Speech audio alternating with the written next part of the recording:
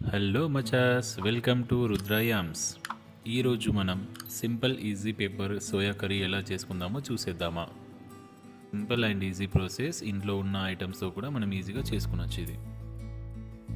ముందుగా soya చంక్స్ని 2 minutes పాటు boil చేసుకొని పక్కన పెట్టుకోండి. ఇప్పుడు ఒక ప్యాన్ పెట్టుకొని ఆయిల్ వేసి వేడైన తర్వాత ఆనియన్ వేసి ఫ్రై చేసుకోవాలి. ఆనియన్స్ కొంచెం బ్రౌన్ అయిన తర్వాత కొత్తిమీర ఇంకా అల్లం వెల్లుల్లి పేస్ట్ వేసుకొని మంచిగా ఫ్రై చేయాలి.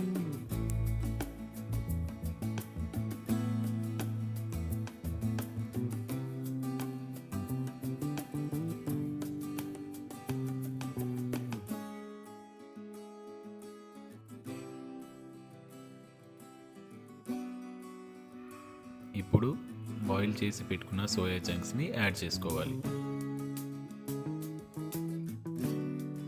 సోయా చంక్స్ని బ్రౌన్ కలర్ వచ్చే వరకు ఫ్రై చేయాలి.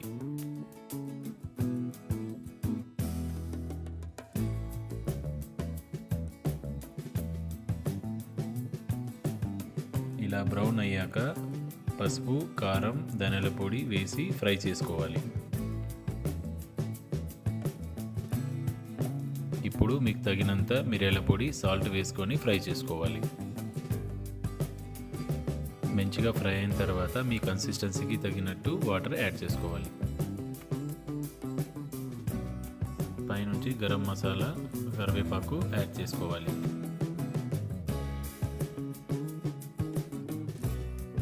ఇప్పుడు లిడ్ పెట్టి దగ్గర పడే వరకు ఉడికించుకోవాలి. కన్సిస్టెన్సీ చూసుకొని దింపుకోవడమే. మన simple pepper soya curry ready.